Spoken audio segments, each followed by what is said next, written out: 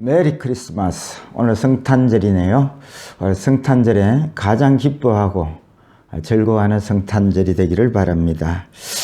성탄절의 기쁨은 아기 예수 그리스도께서 우리를 위하여 이 땅에 오셨다는 것이죠. 그리고 세상 끝날까지 우리와 함께 해 주신다는 놀라운 복음의 메시지 때문에 우리가 세상 그 어떠한 기쁨보다 가장 기뻐하고 기뻐하는 것이 성탄절이라 생각이 됩니다. 오늘 본문을 보면 마리아와 정혼한 요셉에게 꿈에 하나님의 사자가 나타나서 이렇게 말씀을, 하나님의 메시지를 전합니다. 왜냐하면 이 요셉이 마리아가 결혼하기 전에 이미 수태된 것을 알고 조용하게 혼인을 파기하려고 할 때에 천사가 나타나서 그거 아니다. 성령으로 마리아가 잉태된 것이고 결코 파혼하면 안 된다. 그리고 아들을 낳으면 아들 이름을 예수로 하라. 그렇게 말씀하시고 또 이름 한 가지를 더 가르쳐 주시지요. 임마누엘이라 하라. 그래서 예수의 이름은 자기 백성을 저희 죄에서 구원할 자라는 뜻이지요. 그래서 성탄절이 즐거운 이유는 주님이 우리의 죄를 사해 주시기 위해서 이 땅에 오셨다는 것입니다. 이것만큼 기쁘고 큰 소식은 없는 것이죠. 그리고 오늘 두 번째 이름 임마누엘이라 하라 할 때에 이 성탄의 두 번째 가장 기쁜 이유입니다. 예수 그리스도로 오신 주님이 성탄의 기쁨이라면 오늘 본문은 또한 기쁨입니다. 그 주님이 임마누엘로 함께 해 주신다는 기쁨이지요. 두 이름을 통해서 우리에게 얼마나 기쁨이 되는지요. 예수 이름이 주는 기쁨은 지난주 예배 때 말씀을 드렸고 오늘은 임마누엘 이름이 주는 기쁨을 말씀드리려고 합니다. 본문 말씀 그대로 임마누엘의 뜻은 하나님이 우리와 함께 하시다라는 뜻입니다. 또 주님은 마태복음 28장 20절에 내가 세상 끝날까지 너희와 항상 함께 있으리라 말씀도 하셨습니다. 그래서 임마누엘의 주님은 말씀 그대로 세상 끝날까지 항상 나와 함께 하고 계시는데 문제는 이렇게 늘 함께 하시는 주님을 못 느끼는데 문제가 있지요. 기도할 때도 못 느끼고 말씀 묵상에도 못 느끼고 예배 중간에도 못 느끼고 이게 지금 한국 교회의 또 성도들의 현실입니다. 이게 얼마나 고통스럽고 또 이래 희망 고문인지 모릅니다. 희망 고문이라는 단어를 여러분 아시지요? 바라기는 바라는데 이루어지지 아니하는 희망 고문과 같은 이 한국교회의 현실 앞에 저도 많이 고민을 하였습니다. 항상 우리와 함께 하시는데 임마누엘로 함께 하시는데 항상 함께하는 주님을 못 만났다, 못 느꼈다. 이건 정말 제대로 된 신앙을 할 수 없는 것이죠. 그래서 이번 성탄절에 임마누엘로 함께하고 계시는 주님을 만날 수 있는 기쁜 성탄절이 되기를 바랍니다. 제목을 잡았습니다. 임마누엘로라고 잡았습니다. 그러면 임마누엘 주님은 구체적으로 어떻게 우리와 함께하고 계실까요? 첫 번째입니다. 진리로 임마누엘해 주십니다. 주님은 우리와 함께 하실 때 진리로 함께 하십니다. 2000년 전에 육체를 입고 오신 주님은 부활 승천하시고 육으로 주님을 만나는 시대가 아닙니다. 주님은 성령으로 우리와 함께 하십니다. 에베소서 3장 17절에 믿음으로 말미암아 그리스도께서 너희 마음에 계시게 하시었고 우리가 믿음으로 주님을 영접할 때에 주님은 우리의 마음에 성령으로 함께 하십니다. 요한복음 14장 17절 그는 진리의 영이라 세상은 능히 그를 받지 못하나니 이는 그를 보지도 못하고 알지도 못함이라. 그러나 너희는 그를 아나니 그는 너희와 함께 거하시며 또 너희 속에 계시겠음이라. 요한일서 4장 13절 그의 성령을 우리에게 주심으로 우리가 그 안에 거하고 그가 우리 안에 거하는 줄을 아느니라. 하나님을 믿는 자들은 주님이 우리 안에 성령으로 거하심을 안다라고 말씀하십니다. 또 요한복음 14장 20절에 그날에는 내가 아버지 안에 너희가 내 안에 내가 너희 안에 있는 것을 너희가 알리라.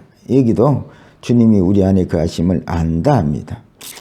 그런데 나는 성경은 안다는데 나는 모른다고요?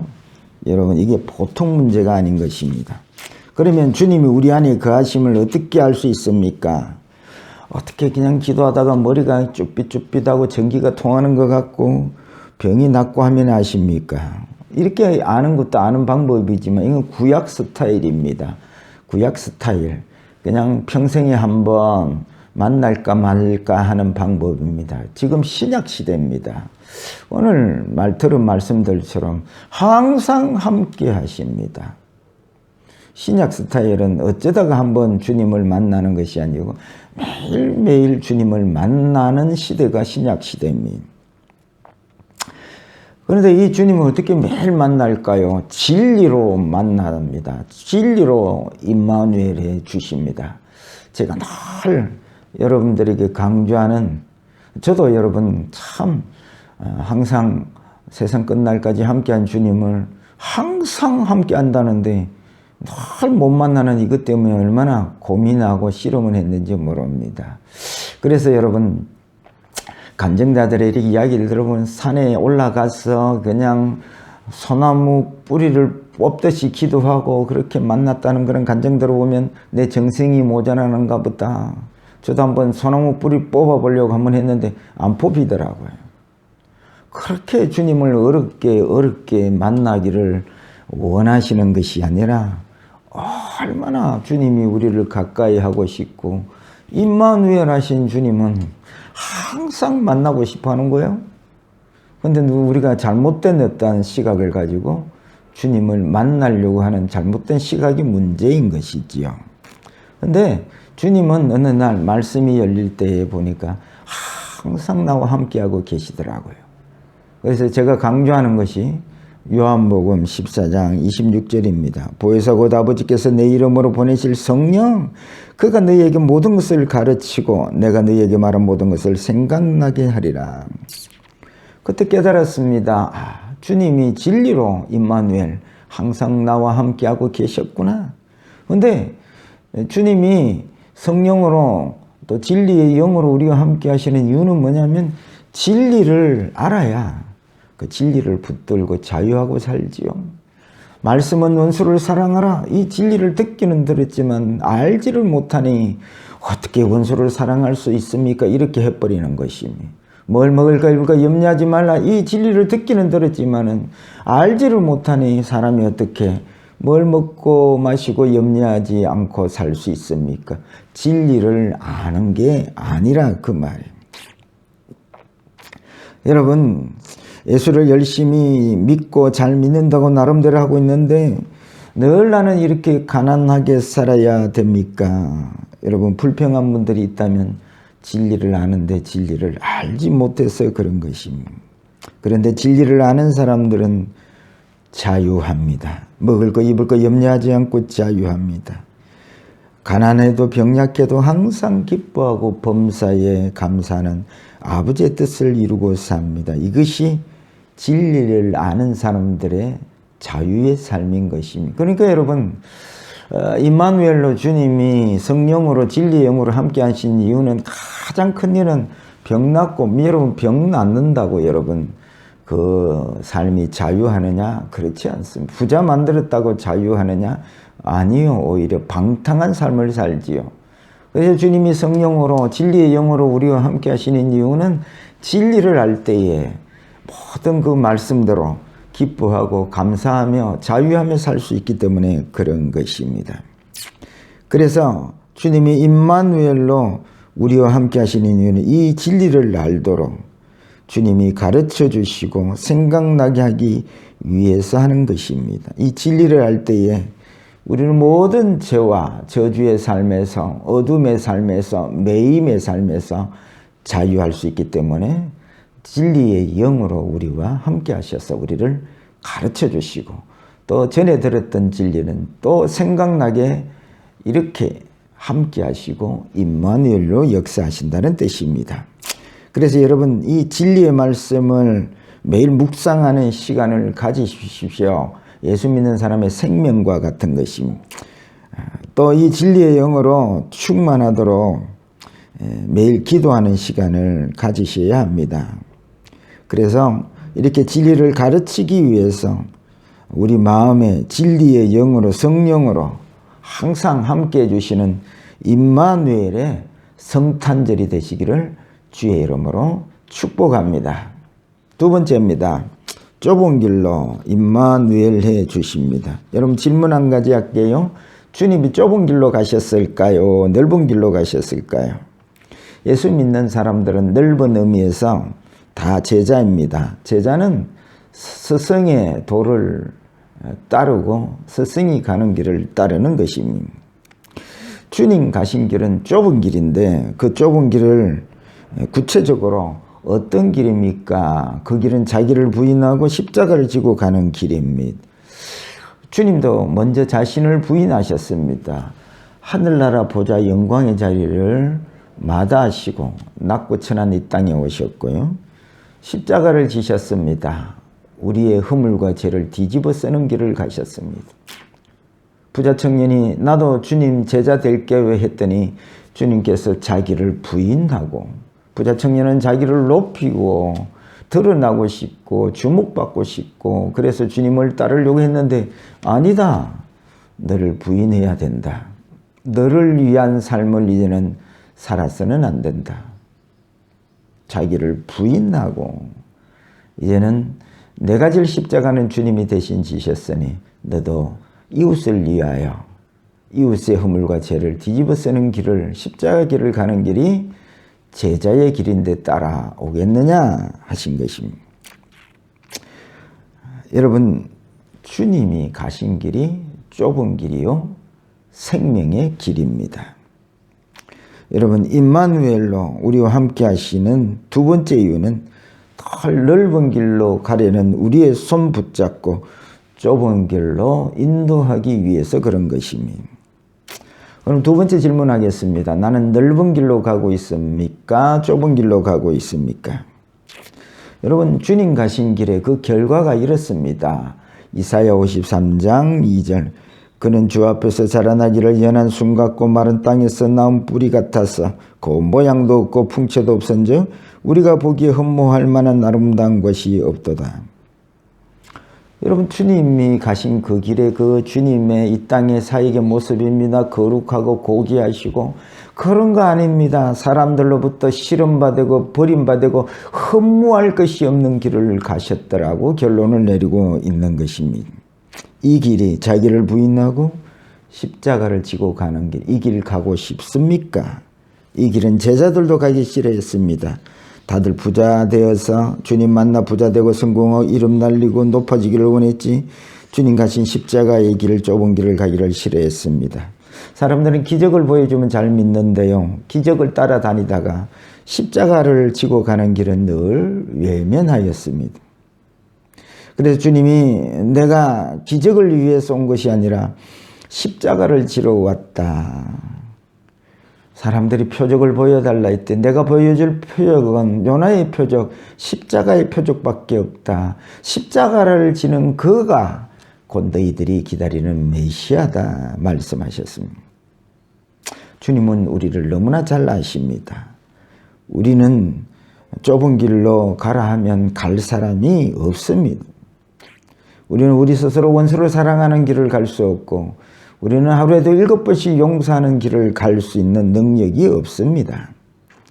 그런데 임마누엘로 함께 하신 주님이 그 가기 싫어하는 그 길 우리의 손을 붙잡고 좁은 길로 인도하기 위해서 임마누엘로 우리와 함께 하시는 것입니다. 우리 안에 함께 임마누엘로 가시는 주님은 한 번도 우리 손을 놓은 적이 없습니다. 왜냐하면 우리가 주님의 손을 놓는 순간 넓은 길로 가고 사망의 길을 갈 수밖에 없기 때문에 그렇습니다. 그럼 누가 손을 놓을까요? 아닙니다. 주님은 어떠한 우리가 뭐 잘했든 못했든 한 번도 우리 손을 놓지 않습니다. 그럼 손을 놓는 것은 바로 우리가 손을 놓지 않겠습니까? 호세아서를 보면 호세아 선지자의 아내 이름이 고멜입니다. 바람이 났습니다. 집에 끌어다 놓으면 또 바람 나서 또 나가고, 또 용서하고 끌어 집으로 인도해서 품으면 또 바람 나서 또 가고. 우리가 고멜과 같습니다. 주님 손 뿌리치고 늘 탕자처럼 세상 부귀영화 사모하고 좋아 보여서 마음이 주님께로 향하여야 되는데, 신랑이 얼마나 아름다우신지 신랑을 의지하고 사모하고 사랑해야 되는데 세상 쳐다보고 돈 사랑하고 세상의 부귀영화를 사모하는 바람난 신부와 같습니다. 여러분, 신부에게 신랑이 원하는 것은 이러한 바람난 신부의 마음이 아니라 오직 신랑만을 사모하고 의지하는 순결한 거룩한 신부를 원하는 것이지요. 그래서 여러분, 임마누엘로 함께 하신 주님, 늘 바람난 신부 같은 거룩하지 못한 우리를 십자가에 보일러 또 용서하시고 거룩하게 만들어서 어여쁜 나의 신부야, 절대 이 손 놓지 말아라. 나와 함께 이 좁은 길로, 천국 길로 가자고 우리를 이 좁은 길로 손잡고 인도하시는 임마누엘의 주님을 우리는 만날 수가 있습니다. 오늘도 저와 여러분들을 이 자리에 초대하셔서 또다시 품으시고 용서하시고 이 넓은 길로 가는 사망의 길이 아니라 또 손 내미시고 또 나와 함께 이 길 가자, 생명의 길, 좁은 길로 가자 하십니다. 여러분, 오늘 성탄절에 이렇게 손 내미신 주님 손 붙잡고 임마누엘로 늘 좁은 길로 인도하시는 주님과 함께 이 길을 걸어가는 이번 임마누엘의 주님과 함께 이 좁은 길을, 생명의 길을 걸어가는 성탄절이 되시기를 축복합니다.